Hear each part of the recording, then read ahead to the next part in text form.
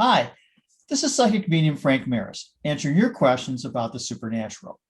Robert wrote to me on Quora.com asking, is there any scientific evidence which supports the idea of an afterlife?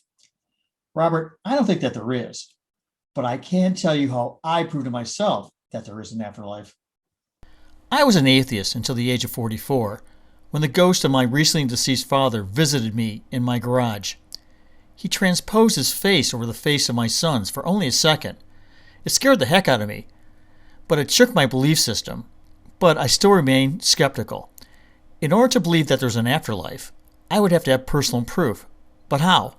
Then the idea hit me that the only way to prove an afterlife was to have an out-of-body experience. If I could personally experience my consciousness leaving my body, I would then know that my consciousness did not need my body to exist.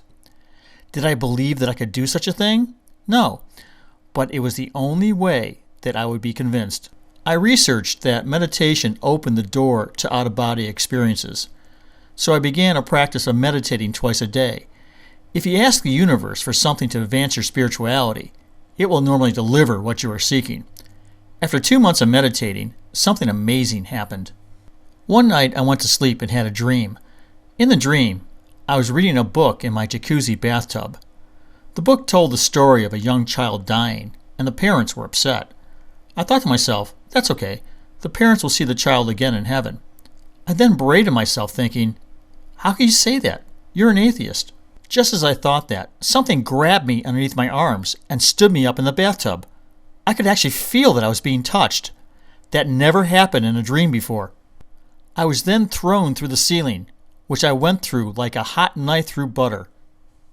Passing through the dark attic, I saw its wooden joists.